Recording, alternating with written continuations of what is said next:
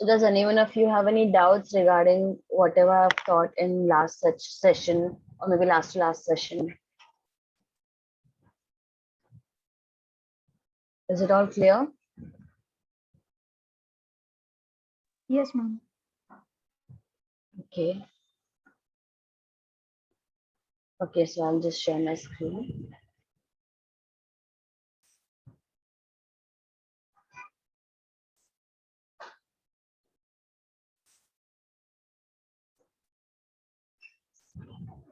Okay, so this is what we are going to do today.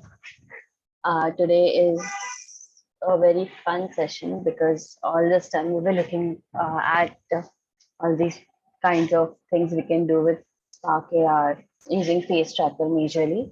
Today we are going to discuss and talk a little bit about other kinds of trackers that are available in Spark AR. Those are plane trackers, target trackers. Then we are going to learn how to make world effects, and we'll understand what does camera distance patch do. Moreover, at the end, at the last part of the session, we will learn to make a randomizer effect. Because if you have noticed, a randomizer effect is one of the most used effect that brands use for marketing. So that's something we'll learn today. So let's begin. So first, what we're going to do is we're going to learn what world effect is and how to make it. So I'm going to open my Spark AR Studio. Okay. Also, by the way, if you guys have any doubts or any questions while I'm explaining, please unmute and speak because there could be a possibility that I'll miss your messages in the chat. So just unmute and speak. Okay. Let's go. So I'm opening a blank project over here.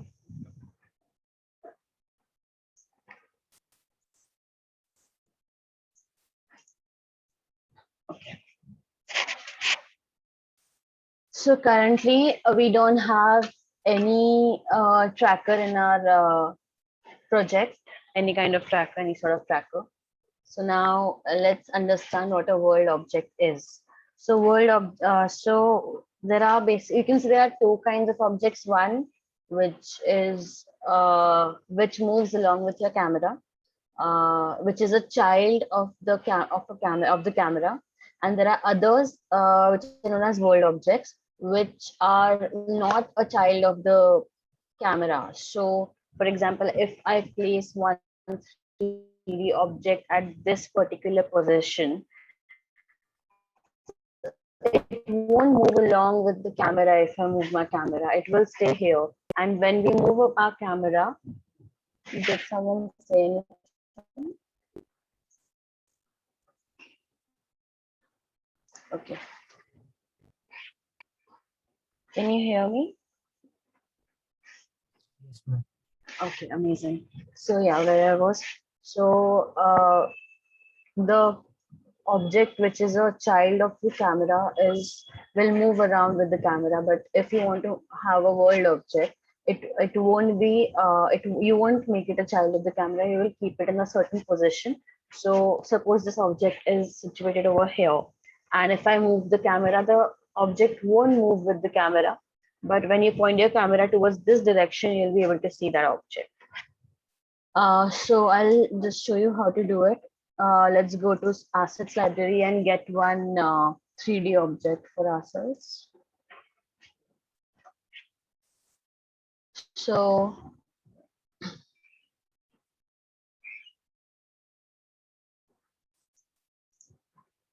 I'm just going to take one random 3D object.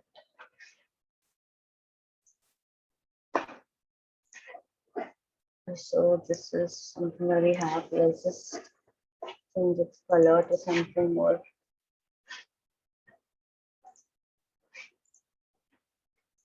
I'm going to take this object and put it in my camera. So now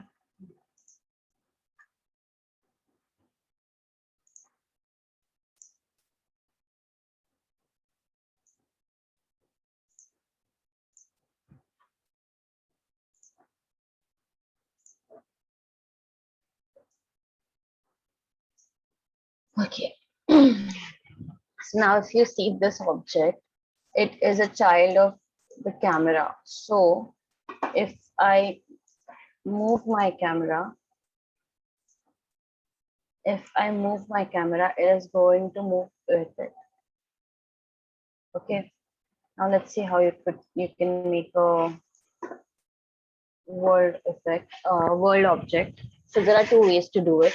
One is you can just directly go to actions and you can just click on place in world space.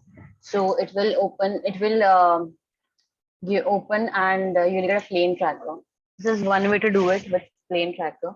So if you can now see this, you're moving around, but the object is situated right over there on the plane. So this is one way to do it. Another way to do it is you can see it is a child of the camera currently. So another way you can do it is if you don't want to use a plane tracker, you can just drag this below the microphone. Now it's no more a child of the camera as you can see, but it's a child in the device. It's not even in the device, I'm sorry. So it's not in it. Okay, so now if we just adjust the positions,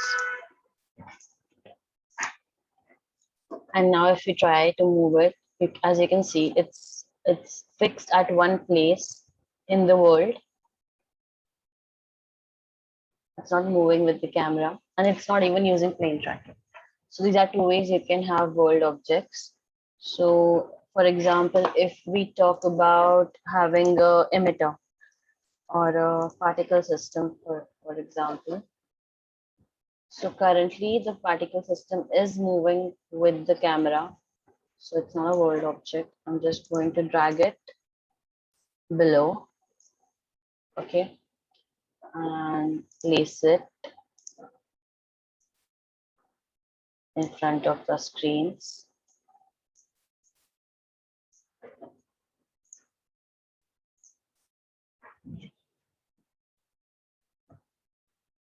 Okay, and now if you see, this is in the world. This is in the world space. This is in this world space.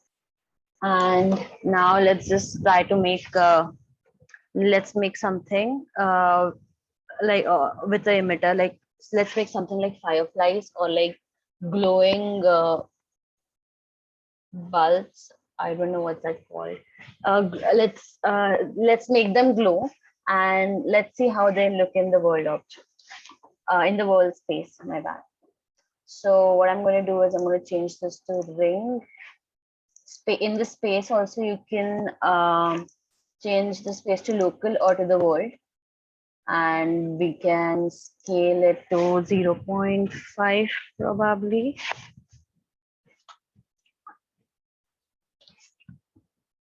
Okay, that's too much.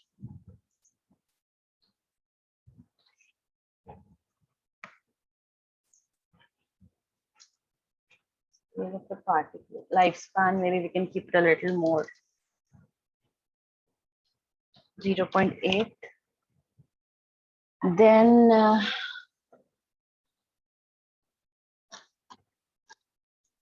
scale we can do.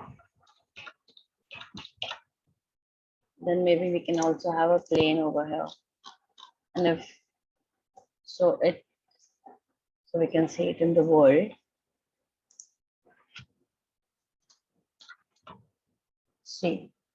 So when you select a plane or emitter, you can change the size of the plane from over here.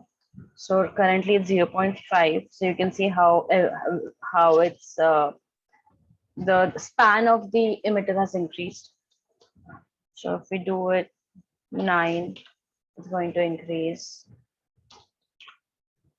So you can see it's now, you can see in the over here too, you can see these small dots like far away. So it's now everywhere in the world. Okay, now what else we can do is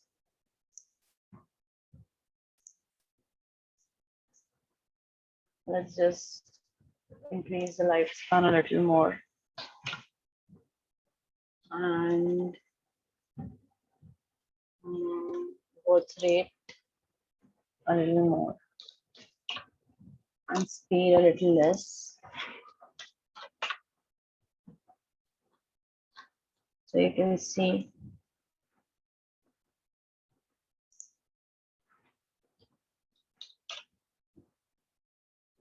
so currently the size I've kept 0.9, 0.9. So this is this, you can see in the viewport how what area is getting covered.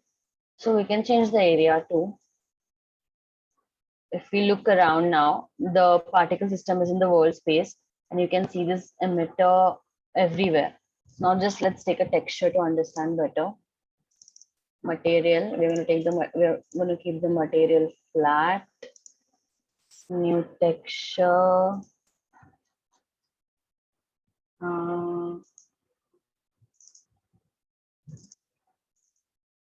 Let's take this one. So now you can see these are the glowing orbs. You can see this, and when you turn your camera, you can see how you can see the particle system everywhere that we have set. So if we increase the size of the plane, it can go even further. But currently, this is the size of a plane. So this is where we'll see the emitter around us in the world space. This is one way of doing it. The another way was using plane tracking. We'll go there later on. So yeah, this is how you can put an emitter in world space, and this is how you can put an object in the world space, a 3D object. So the object is over here, and it won't move around with your camera. Okay, now moving on, let's talk about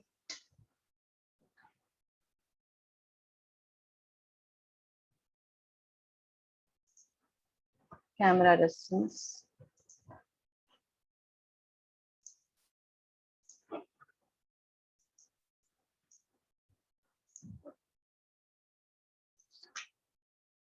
So this is a camera distance patch that you can bring in Patch Editor. What it does is it calculates the distance between the camera and the object that is in the scene. So you can do multiple effects using camera distance. You can increase or reduce the volume of audio, or you can change colors according to the distance the object is, how far away the object is from camera and how close it is. So this is something we'll try now.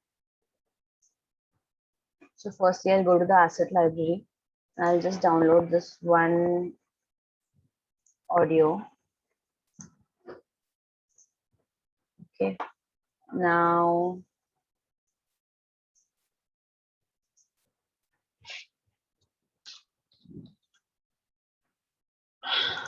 I'm going to take screen pan and let's do offset to device.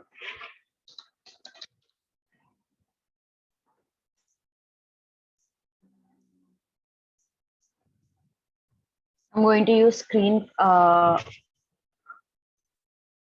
hold on a second.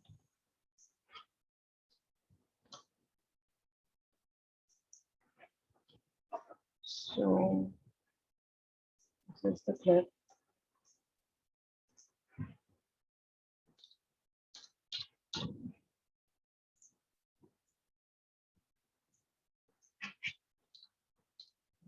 You're going to use runtime. Runtime patch is nothing but it tracks the time passed since the effect starts running. So since the time you open your effect in the camera, it starts tracking the time.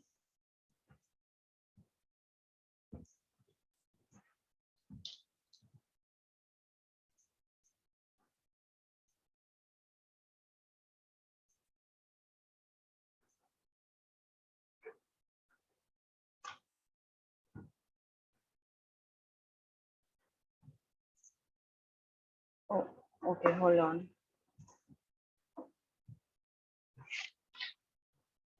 Is my screen visible now?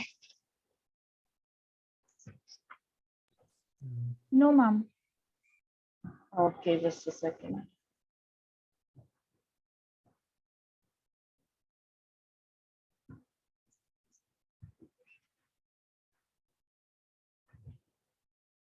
Is it now? No, ma'am. No, ma'am.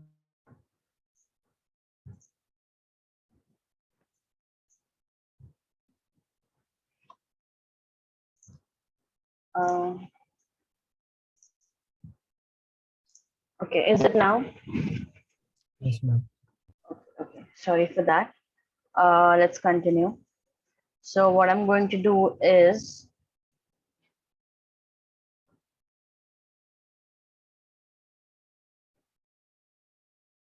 yeah. So what I'm going to do is I'm going to track the amount of time since the filter has been opened through runtime, and we're going to do less than one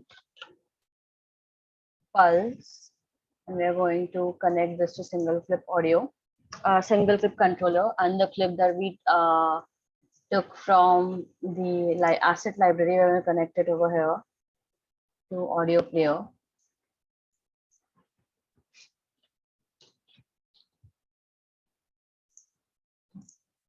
And we'll use single clip controller over here.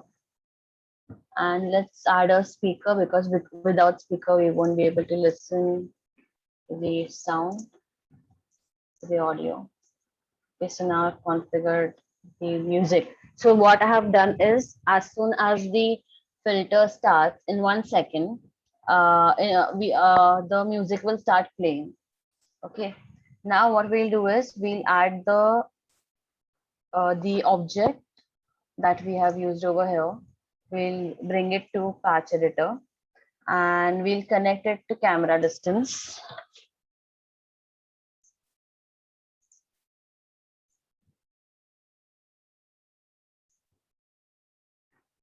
And then we'll multiply the distance with 1. Then we'll add it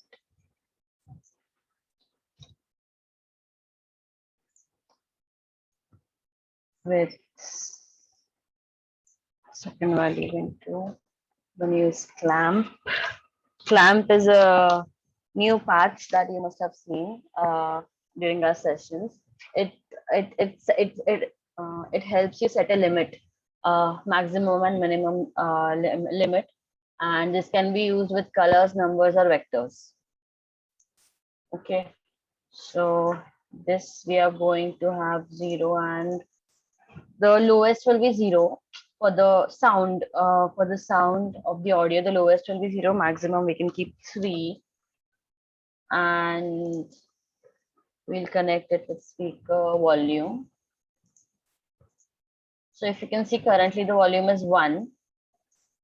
Okay, now it is 2 point something, because that's how far or close the object is. So if we pinch on the screen, or if we drag the object आगे पीछे करके देखो, so if you can see the volume, the digits here in the volume section, it changes. The change according to distance. So I'm taking it far away, so you see the volume is 3, which is all-time high. And when I'm taking it closer, you can see the volume is changing. It's 2.4 now, 2.3, and it's going lower. So yeah, this is how you can control. This is just music. You can control colors also maybe with it. And you can do different kind of things using camera distance. Is this understood? Yes, ma'am. Okay, great. So moving on, now let's talk about plane tracking. So this is one way of having object in the world. Is anyone saying anything?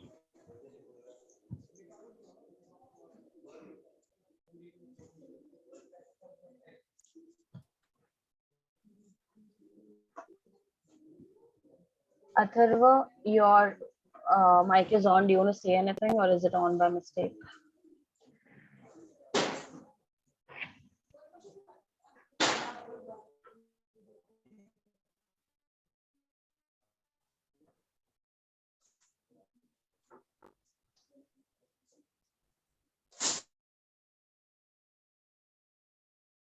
Guys, please mute your mics.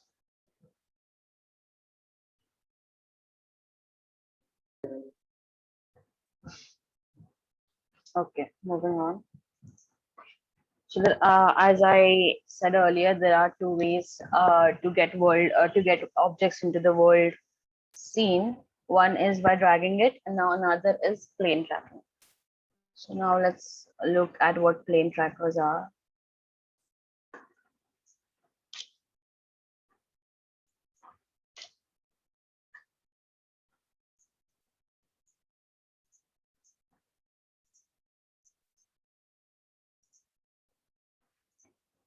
Okay, so this is what plane tracker is. So it can track horizontal planes uh, in the back camera, and you can only use one plane tracker currently in SparkAR.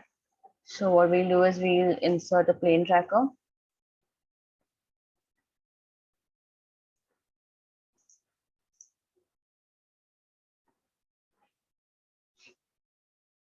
Okay. And we'll again add this object. We'll add this object to the plane tracker now. And if you see, you can move around and see how it is at a single place. It won't move with your camera. Another thing that you can do here is you can, I'll show you how to place an object in plane tracker. So for example, this is how when you open the filter, this is how the object looks.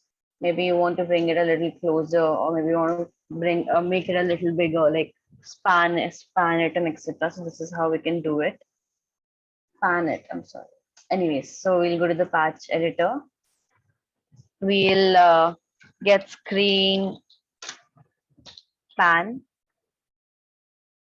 So this is a gesture when somebody moves their fingers across the screen in any direction. You can like enlarge it or minimize it or like move it around using screen pan. And we'll 2D offset is on divide.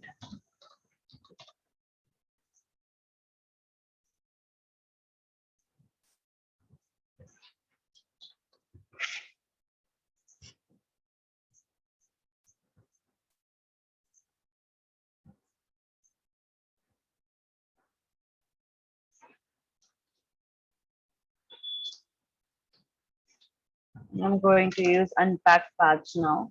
So I'm doing here is I firstly took a screen pan patch, then I used a divide patch, which divides the values. Then and later on, I divided it by one, by the way. Then I used unpack patch. So this is unpack patch over here. We have it over here. So you can unpack a number of vector into separate values. So here I use vector 2. We can have 2 vectors, or we can have 3 vectors, or we can have 4 vectors, x, y, z, w, according to what you want. Now we are going to only need x and y, so 2 vectors over here. And I'm going to use pack now. So you can pack a number and vector values into larger vectors. And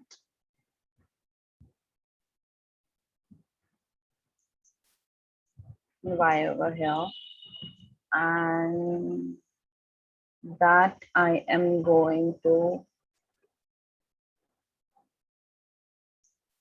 position. So I'm going to connect this with the position patch of the object. I'm going to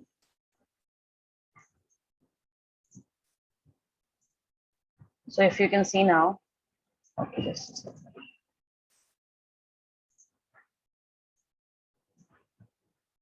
See, I can move it around.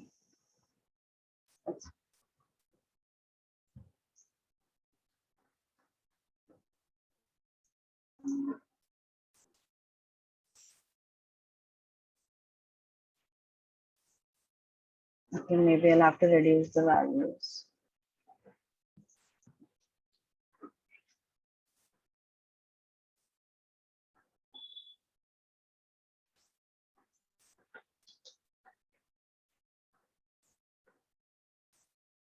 Yeah, now it's a little better.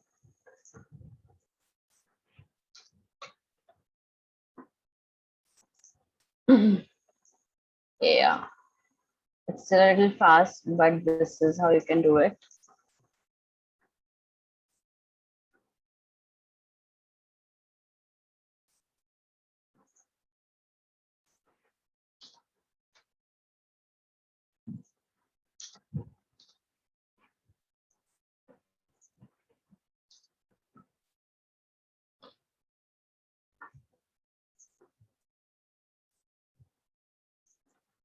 So this is how you can like move it around and place the object in the world scene. So did you understand this? Did you understand this, guys? Is there any doubt? Can you explain the patches once again? I'm saying, can you repeat? Can you explain the patches once again? Okay, okay. So what I did is I used a screen pan. Screen pan is when you move, if when you use your finger on the screen of your phone, of your device, to move things around.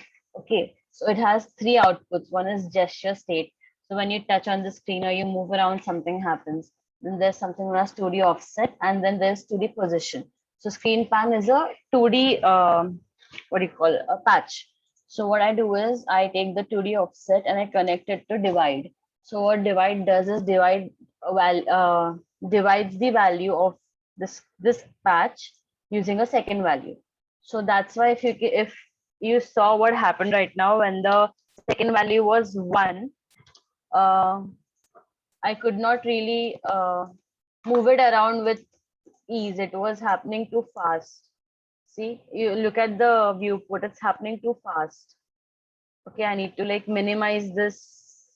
So I'll increase the value. So if I increase the value to 10, for example, now it is moving a little bit slower. So I can handle it, I can manage it, I can do it. That's why we use divide. And then we unpack it. So this is what unpack is. Unpack, you have to put a vector or a value to unpack, and it unpacks into separate number values. So I this the output I get from the divide patch, I'm going to connect it to unpack, and then that value is going to be unpacked into x and y, because we take two vectors, because it is a 2D gesture state. So we take two vectors. This value gets unpacked into this x and y, and then we connect the x and y to the pack. So what happens is you have unpacked divide ka value, and then you have packed it again, uh, and then you have connected it to the position of the object. Does that make sense? Yes, ma'am. Got it. Okay, okay. That means so. Yeah, this is about plane tracker. I'll show you some examples of plane tracker which are already existing in Spark AR. So for example, there is object reveal. This is one thing that uses plane tracker.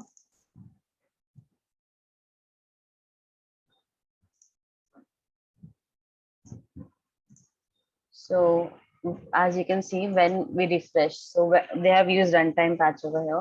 As soon as the effect gets open, this hole opens up and object pops out of it. If you see over here, they have used plane tracker, so it will track one horizontal plane, and uh, this is another plane that they have used, and they have made sure they have, hold on a second, they have, if you can see, you cannot see the plane. So what they have done is they have used the camera texture basically, and they have used UV texturing, but that is something I'll teach you probably next time. So you cannot see the plane tracker separately. The texture, it takes the texture of the camera, and so so you cannot see if it's already over here, if it's not over here. So this is something they have done. Texture UV projection is something you will learn later on. Okay. And then what they have done is, if you remove this, you can see there is just one cylinder, which they have named hole, and it's just black. They have used black color as the material. In the material, they have used black color. That's it. And they have used this manipulation ring. That's another plane, and yeah, and then they have used another object, and they have animated this object, as in whenever the filter starts, the object will animate. It will be inside or below the uh, cap, as they have termed it, the plane, below the plane. And once the effect starts, it will come out. It will pop out, and the cylinder will look like it's a hole. Only the top part of the cylinder will be above the plane, everything else will be below it. So you don't really understand what is happening in here, but you feel like there's a hole and something is popping out of it. This is one example of how you can use plane tracker.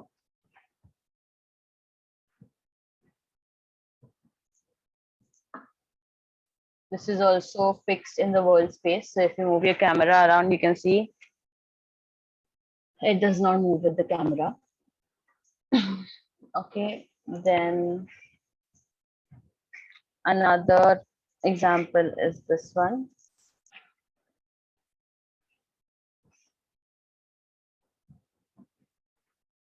So this is another example of plane tracking used for world objects. So again, use plane tracking over here, and they have used this block, which basically animates your object. So if you don't want to start from the beginning, you can just open this and you can just change this object and use your own, and you can adjust the spinning and the speed of the spinning if you want it, or you can reverse it. This is a block that they have provided us with. You can make it float, and then you can see there's a small shadow over here. Below the object, you can see a shadow. So what you can do to make to make the shadow is, you can go to the object, actions, and actions where there is add simple shadow. Just click on that, so you'll get this shadow over here. So when you're using a plane tracking or a world scene object, it has to look realistic, right? AR is all about making digital things look realistic in real world. So when you have a 3D object in your back camera, it should have a shadow to make it look more realistic. So that's why there's a drop shadow over here, you can see. And it's very simple. Just go to the actions and add a simple shadow. That's all you have to do. You need to worry about how to make it now, at least. Okay, yeah, so if you can see that, if I add shadow to this, like the shadow is increased because we've added more shadow to it.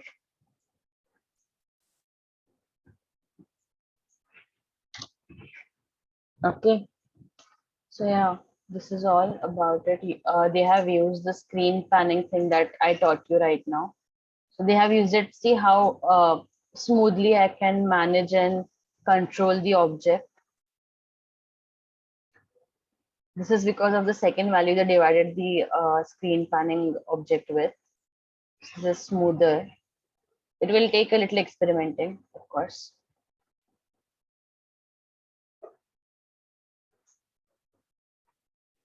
Okay. So yeah, that was all about world effects and plane tracker. Now let's talk about target trackers.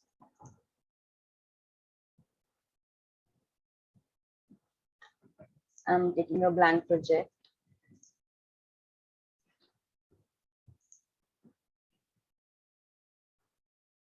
I'm going to the scene panel and then add a target tracking object over here. So I'll explain what target tracking is. So when you point your when you point the camera of your device on a 2D poster or an image, it can be any kind of image or poster, which we set as a target. So once we point our camera on that image, you some kind of animation or some 3D object or 2D animations, object, music, something pops out of it. Filter pops out. Filter starts when we point the camera on the target. So once we go to the scene on our blank project, we can go to the scene panel and add an object, and we can add target tracker. I'm going to change the camera. Okay, so when you click on the target tracker, you get these options over here, right? So there is a layer option which all trackers have. Then there's visible, that's something all the trackers have. And transformations be there. All these things are there present normally in all kind of trackers. What's different over here are these two things. First is the texture and second is the target type. So texture may you have to add the texture you want to track. So let's just go get the texture.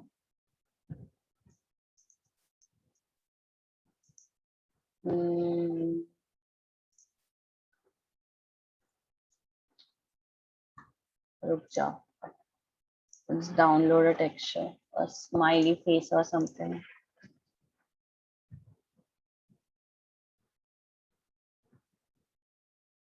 Or let's just take the one Spark AR has. Hold on. Okay, so there is this one pre-made filter 3D animated poster. So that's something we're opening. This is done using target tracking. So when we go to the target tracker, you can see they have used this texture. So in the texture, you can just add this.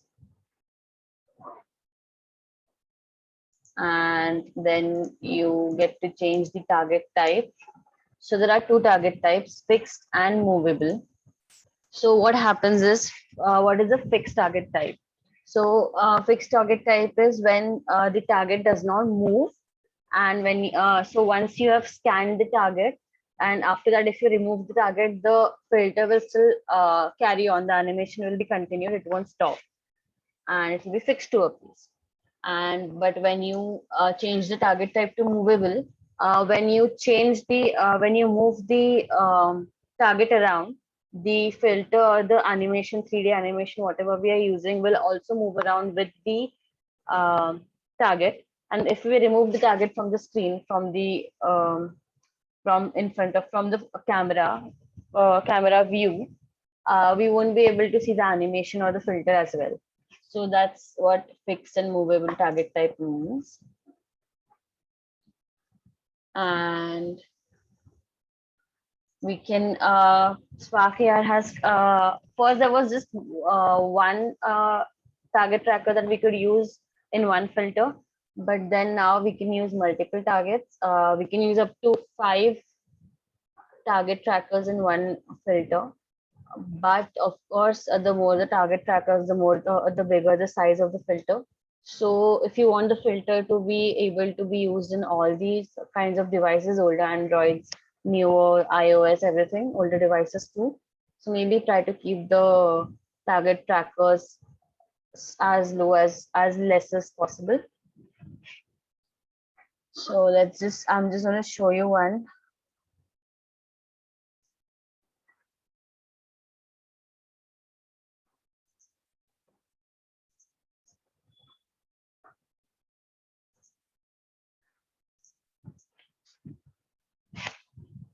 Okay, I've taken the target. Let's try to make one just to understand.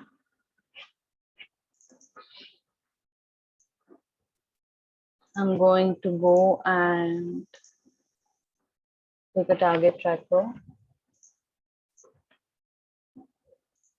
I'm going to take the texture just that we just copied.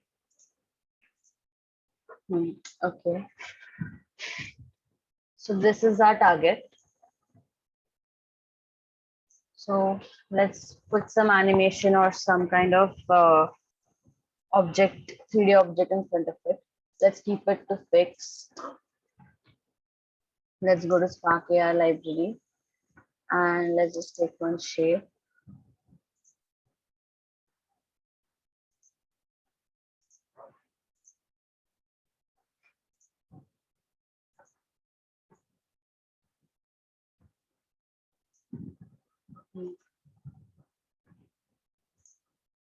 I'm going to change the color.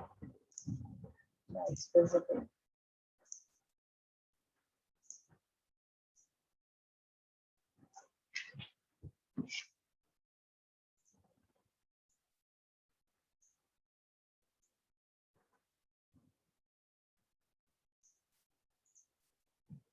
We'll animate it. Let's make a spin. Or if it's slower, maybe.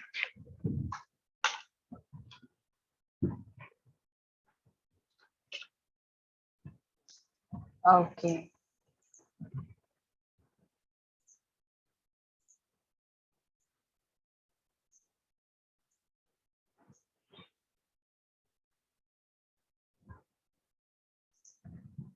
Okay, so now what will happen is when you open your target, when you open your when you open this filter and when you import this, when you point your camera towards the target, which could be a digital image, or maybe you can print out the target, and when you point it towards it, this is the animation that will come out. You can do other kind of things also. It does not have to be a 3D object or this kind of animation, but this is how it is done.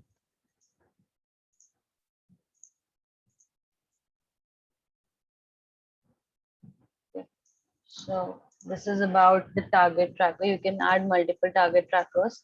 You can add multiple targets and multiple animations or AR experiences that will pop up when you scan the target. You can do up to 5. So does anyone have any doubts regarding target tracker? Hello, are you guys there? Okay, great. Okay, now what I'm going to do is I'm going to tell you a little bit about the good practices that you can do while you use your target tracker, because there are some different kinds of specified images that you can use for better results. So like there are some kind of images which won't work or which won't work properly. So to understand that, I'll just uh, tell you a little bit about the practices, good practices, I would rather say.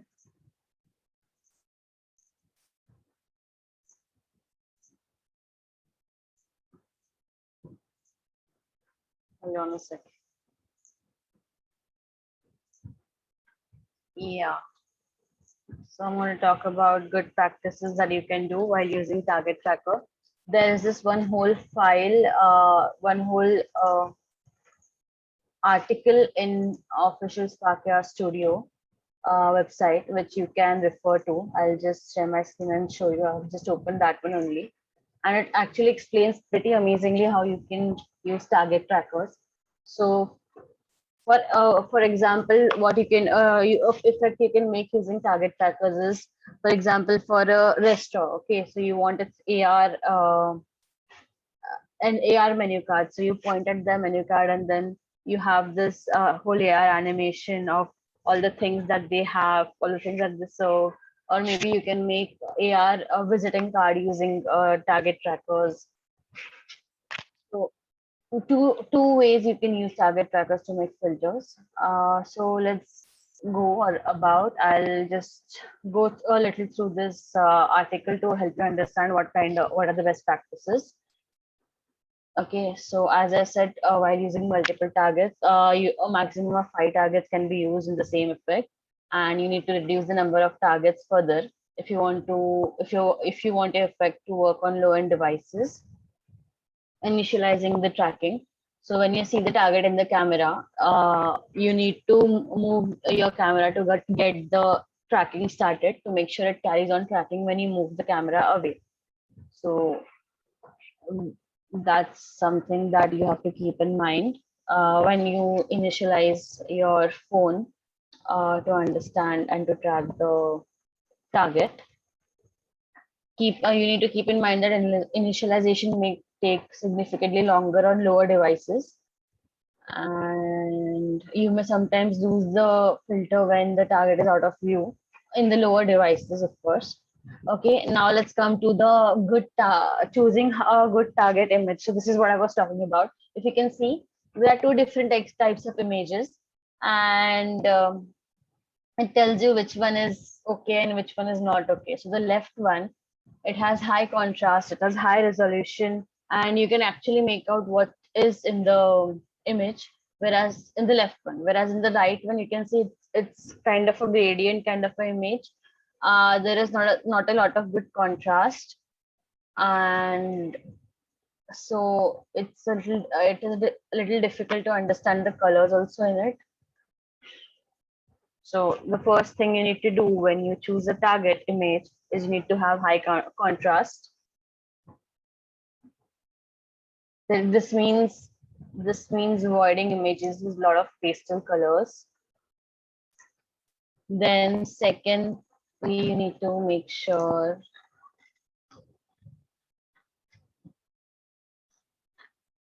you need to make sure your image is high resolution. So your image, the target you use needs to at least have 300 into 300 pixels. So there's an example that they have given. You can see the left one is more defined, and the resolution is also better. It's not blurry, and it's well defined. So this would make a good target. But if you see the right one, it is a little blurry, right? So this really won't make a good target. The camera won't be able to detect it properly.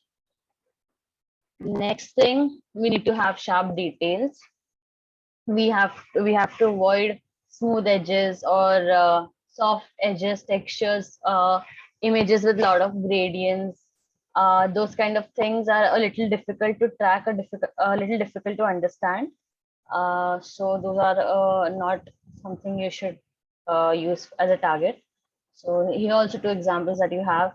Look into the right one. The right one is the one which you should not use, which has a lot of gradients, and it does not have as such sharp edges. And if it's the left one, it's more defined, it has sharper edges, and so hence it makes a better target. In asymmetrical patterns, you need to avoid symmetry and repeated patterns. Image can easily be inverted, and this will not let it track very well. So left one is a good example, as you can see, for target, whereas the right one has a lot of symmetry and it's a symmetrical design. So that's not something which we can call a good tracking image. Next is the complex image. Simple images might not work well. You should avoid the repeating same patterns. So the left one has enough complexity, plus it is high in contrast. It has sharp edges, sharp details. But the right one is repetitive and it's too simple. Sorry, that won't work as a good target image. So next one is fine flat surfaces. So images on the curved surfaces like a bottle won't work well, as target tracking is meant for flat surface images. So the left target, in the left one, the target is flat against the front of the can.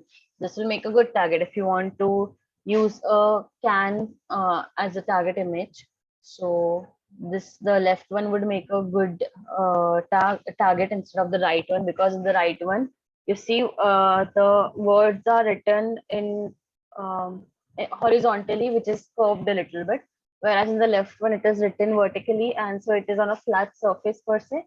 So that's something that will be better to understand. That is better to understand and track. Then clear target shapes. Target images can be all sorts of shapes. They don't have to be or sing rectangular, square, etc. But they should be clear. So you can see again the images in the left and the right.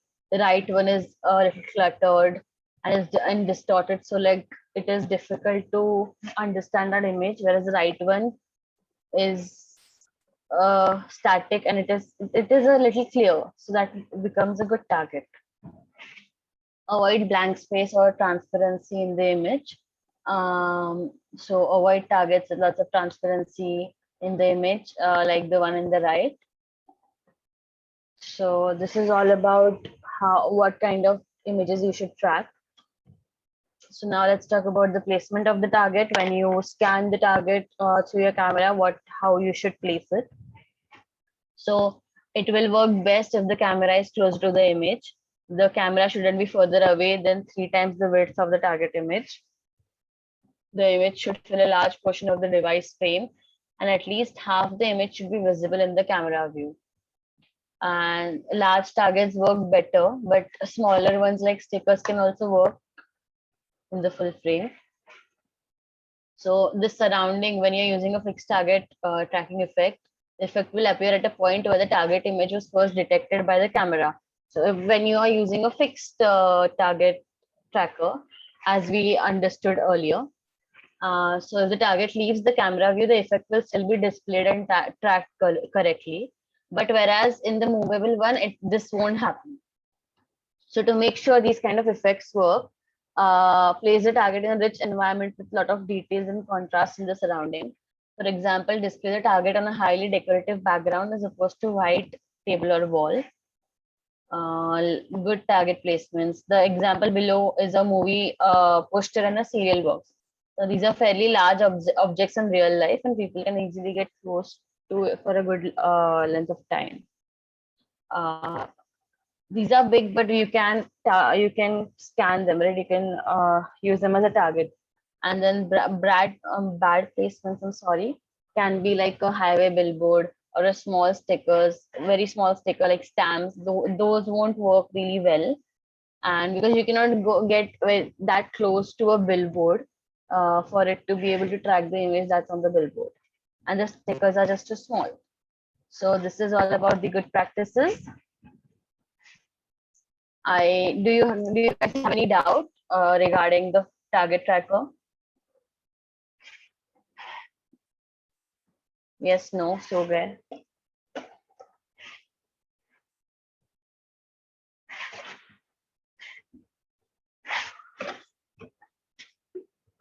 Guys, do you have any doubt?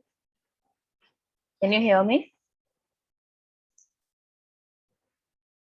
Yes, ma'am. Okay, okay. Okay, chalo. So we have covered up till now world effects, plane and normally. We have understood what camera distance patch is. We have understood what target trackers are and how to use them, and the good practices that are there regarding it. And now we're going to talk about randomizer effects.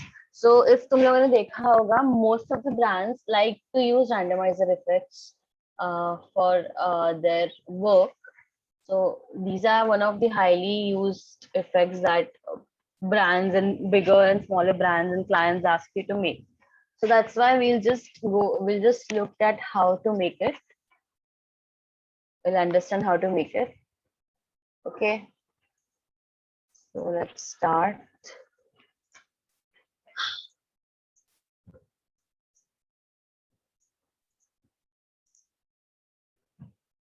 I'm going to remove this. Let's start with a blank project.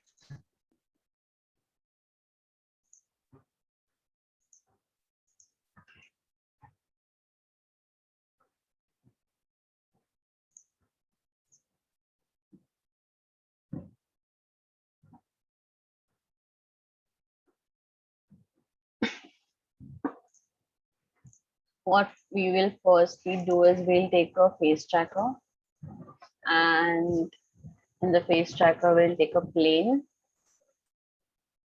Okay, and we'll scale the plane accordingly. So we have to make a rectangle kind of thing, and we have to place it above our head.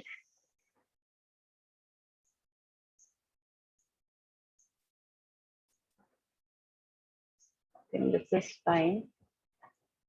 And we'll just place it using the manipulators.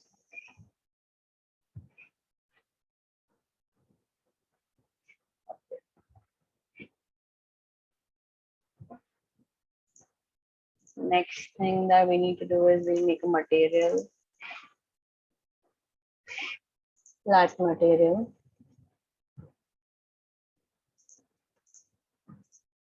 We'll uncheck, use depth test and write to depth. And then here we'll go for an animation sequence. And maybe we can write these as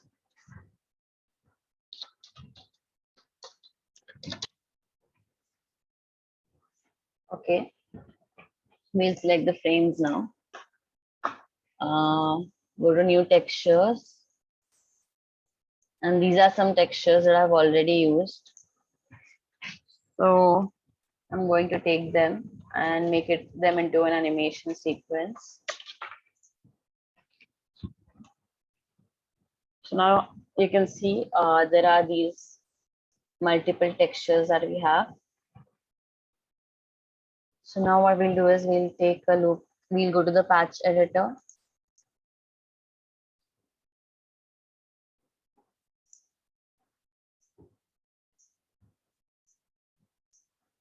Okay, we'll go to loop animation. We'll take a loop animation patch. Then we'll take a random patch. So what random patch does is it generates a random number. And how many, we'll have to see how many cards we have, textures in the animation sequence. We have about 13.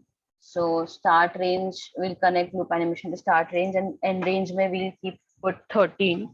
That's the number of textures we have in the animation. And then we'll use the round patch. It rounds the value basically to the nearest integer. And we'll go to our animation sequence.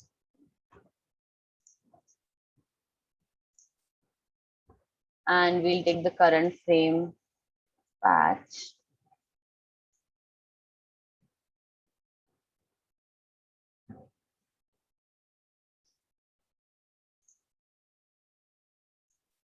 Okay, now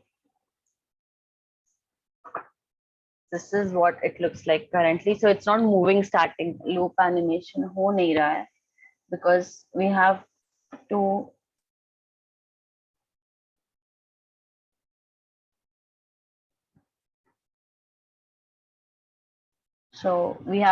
enable it, like how will it start? So what we'll do is we'll take runtime. जैसे ही filter, जैसे ही the effect is open, maybe we'll take an offset patch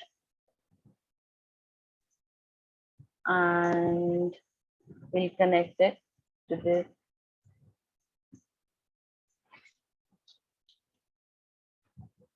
less than patch. So less than my first input is our runtime, second is maybe 2, and we'll enable it. Okay. After this, before this happens, we should have one starting screen. So this does not have a starting screen, right? So we'll just have a starting screen iske pehle. So maybe the starting screen can be anything. It does not have to be a plane. I'll just take a 3D text and maybe I'll just put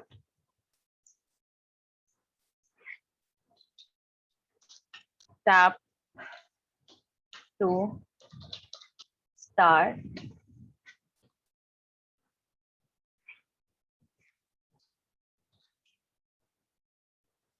And I'm going to position it where everything else is positioned.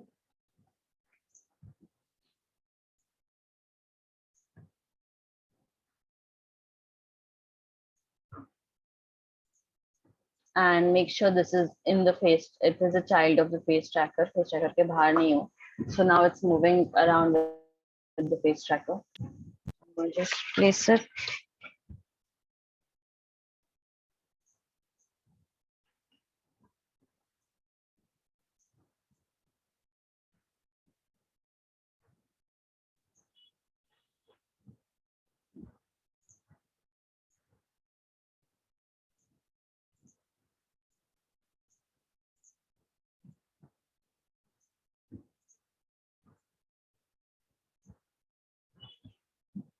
Okay. So this is the first screen that we'll have, and ये first screen जब when we tap on the screen, फिर randomizer चालू होगा. So let's just first go and get screen tap. So screen tap is a gesture you use, and you will have switch over here.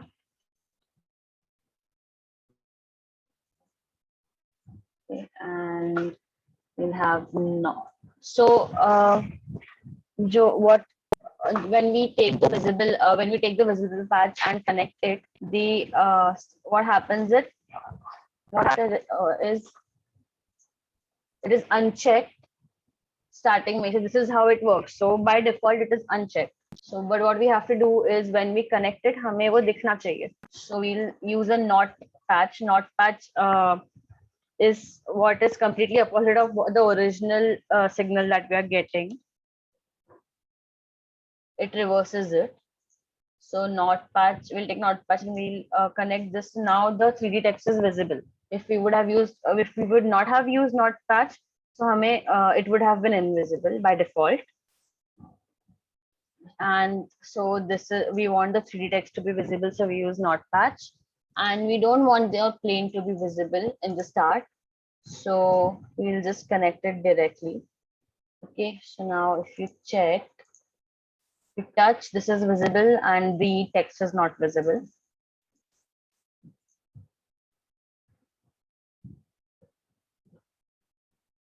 Okay, so this is the first thing that we do. Now let's just connect this to reset so that it resets.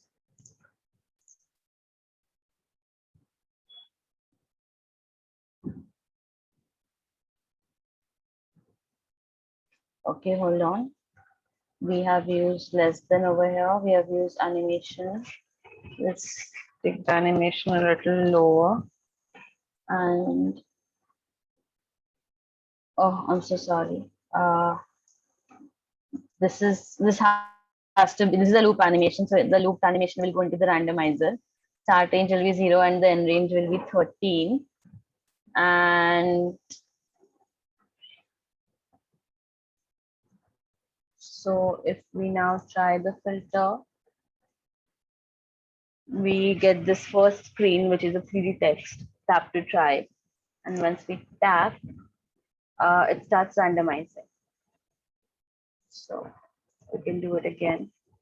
So if in case you don't want to use tap, you want the randomizer to start as soon as you start recording your filter.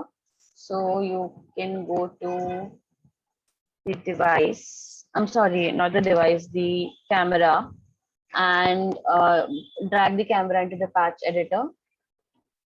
So then you have these options in the patch. There's one video recording option. So just instead of screen tap, use video recording option. And what will this do is instead of, so now tap won't work. So now when you record your filter in the camera, the randomizer starts. So using screen tap for now.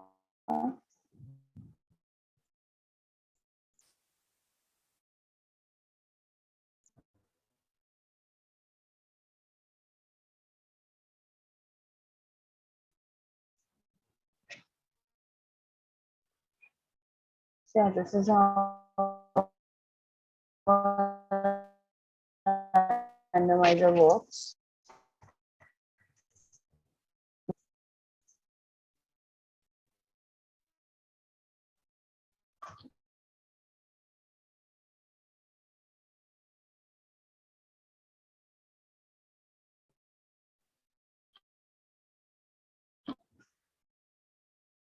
Hello, are you there? Am I audible? Yes, Ma'am, ma'am, your but voice your is voice is breaking. breaking. Internet issues.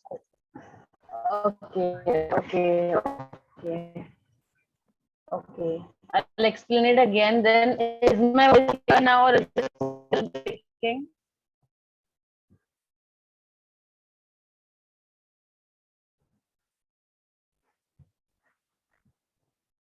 Hello, is my voice still breaking? Yes, ma'am. Is it clear? Hello.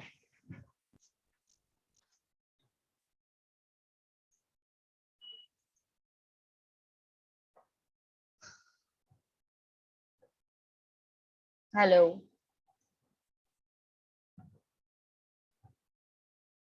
Guys, can you hear my voice now? Yes, no. Yes, ma'am. Yes. Okay, ठीक है, great. So I'll just explain again. मैंने क्या किया?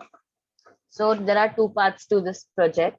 First is how to start the randomizer, and second is how to make the randomizer. So we'll have two planes per se. First plane will have our starting which is a starting plane where we can use tap to start, hold the button to record. Yeah, what is your favorite, this and that. The starting, the title, random title that we need to have, that will be the first plane. The second plane will have animation sequence consisting of the textures of the different kind of play cards or the text that we want in the randomizer. And so what we'll do is first I have used a 3D text, but you can use 3D objects, you can use plane, whatever to start. So I have written tap to start. Second is a plane. So I have used a plane, and in the material I have used an animation sequence.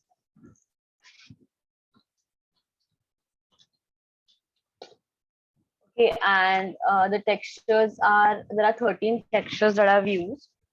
I've made an animation sequence of it, and I have clicked on loop. It does not need to be randomized. It's on loop. Okay, and this is the configuration. Then there are two parts to the logic. The first part is the randomizer part.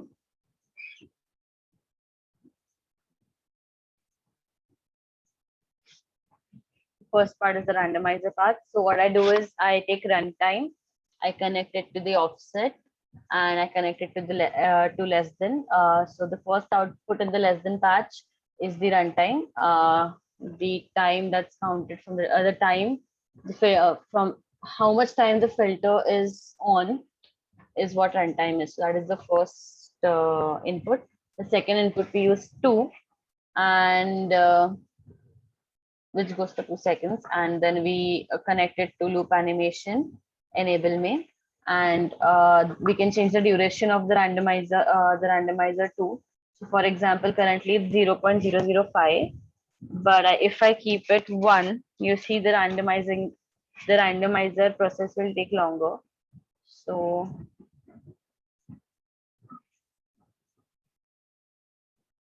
yeah, see, it's not fast. It's not actually going that fast. एक करके frame you can see if it's a loop animation. So the animation is slower for basically. So we have 0.05. So it is fast, and it looks like a randomizer. So yeah, we've connected less than to loop animation. We have enabled it. We have set the duration to 0.05 over here, and we have used random patch. It randomly picks a number, and we have 13 textures, right? So in the random patch the start range will be 0 and the end range will be 13. That's the number of textures we have. So what random patch will do, it will randomly choose a number from 0 to 13, and then we have used a round patch. So round patch rounds it off. So suppose वो 0 to 13 के बीच में उसने अगर 12.4 लिया है, so they'll round it off to 12, but they'll round it off to 13. I'm sorry, they'll round it off to 13 string. So you can see over here, it is visible also. So we have 0 to 13 in random patch. Round patch में if you can see, तो random patch ने output दिया है 12.6221, and which has been rounded off by the round patch and brought to 13. So the current frame we can see is frame number 13. This is how the randomization works in the randomizer. If you want to see this again, just like look at this place, look at the the value in round and the value in current frame. Okay, so now it's happening. So now the random patch has given output of 5.96234 whatever, which has been rounded off to 6 by the round patch, and so the current frame that we are getting is 6. This is how the randomizer works. Now we'll talk about the second part of the filter, which is to make it visible. So we can use multiple gestures using screen tap. We can use smile, nod. We can use when we start recording, that's when the randomizer should start, etc. Those gestures should be connected to switch, and one of it should be, and another one should be connected to offset to reset it. So every time we tap, it is resetted. And then we'll use not patch to reverse the signal so that 3D text is visible to us. By default, it is when we use a visible patch of a specific material or a specific object. So what happens is by default, it is invisible when you connect it. So if you want it to be invisible in the start, and then then after interaction, if you want it to be invisible, so we use not patch, it will reverse the signal.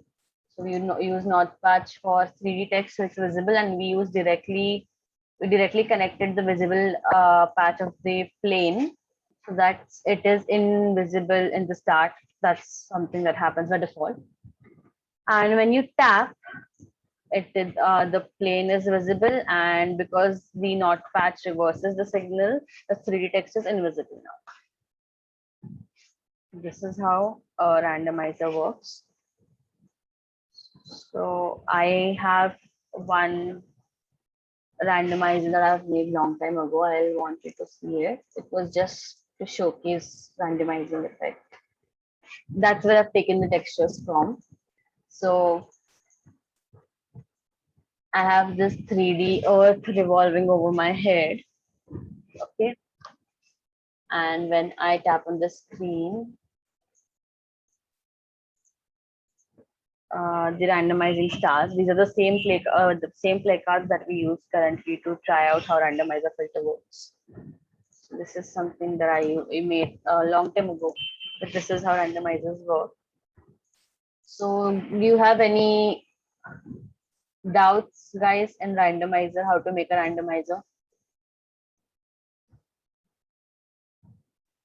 No doubt, ma'am. Okay, No, ma'am. okay, great. Has anyone of you already made it ever before, the randomizer? Yes, ma'am. Okay, great. Have you used the same logic or have you used something else? No, ma'am. It was same. Okay. Okay, there's another way you can make a randomizer patch if you're like too lazy to go through the logic. The logic is important to understand, but एक बार समझ लो logic हो गया. So you can just go to the AR library and they have this block for it. This is very simple. So for example, I'm taking this block, random block. I am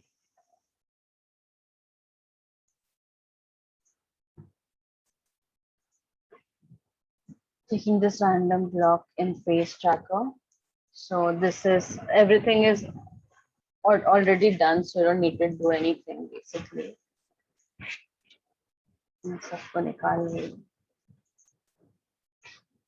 Yeah, so if there is an option for title image, and there is an option for title delay, image sequence.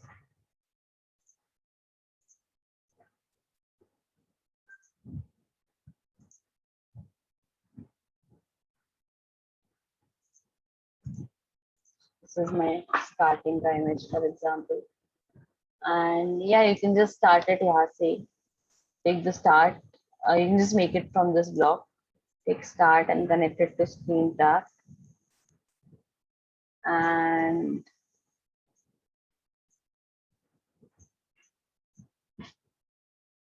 you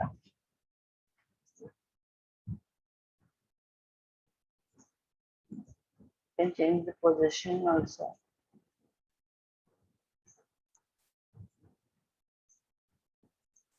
This is something that's already been given, and we just understood the logic. So I hope randomizers are understood by you all. There is another thing that I would like to show you. Hold on a second.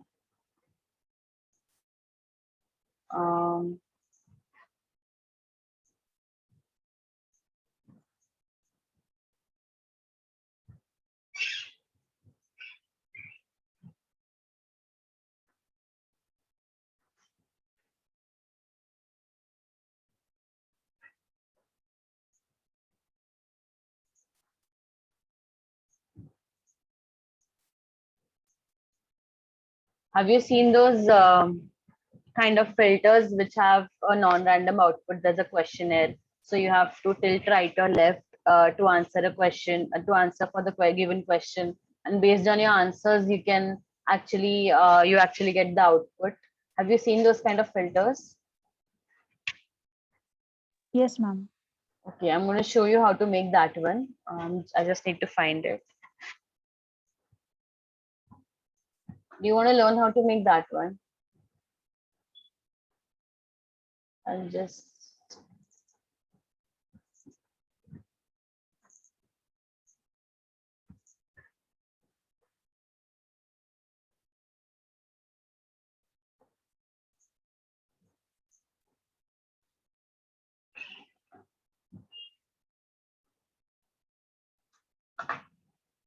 okay, I cannot find it.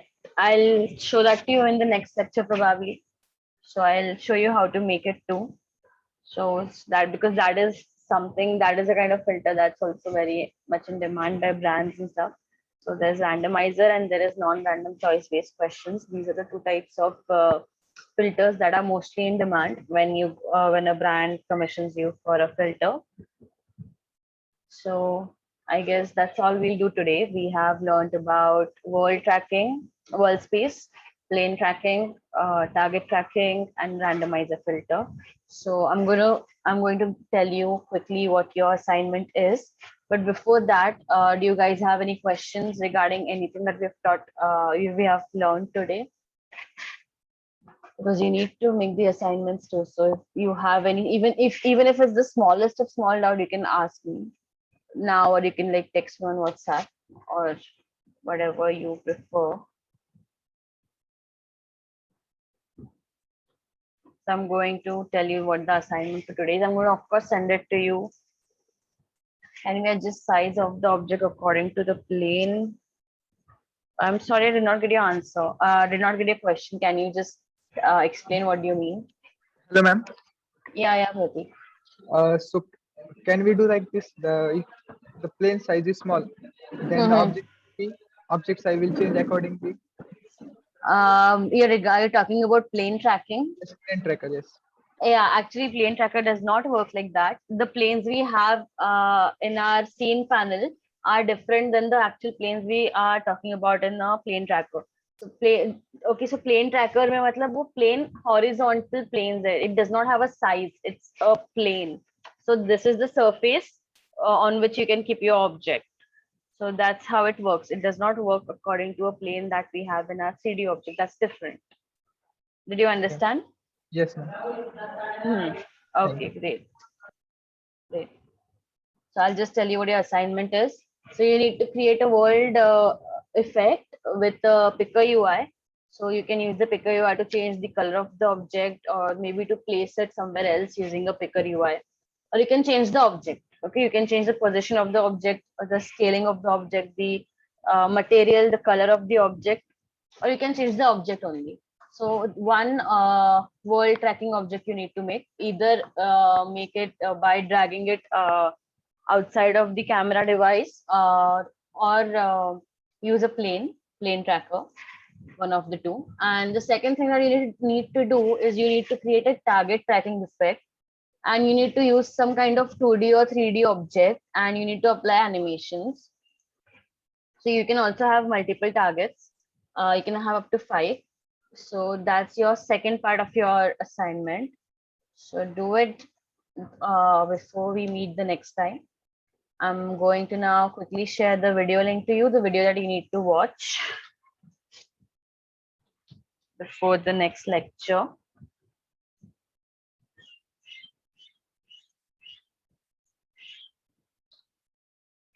And I'm also going to give you the project kit. I'm sorry, I did not share it properly. Okay, I've shared the video link again, and I'm sharing the project kit that comes with the video.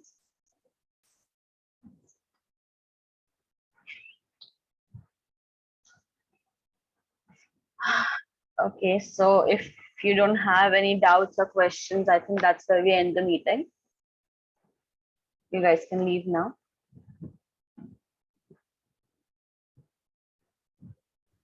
Thank you, ma'am. Thank you. Thank you, ma'am. Thank you. Bye-bye. Thank you, ma'am. Thank you. Bye-bye.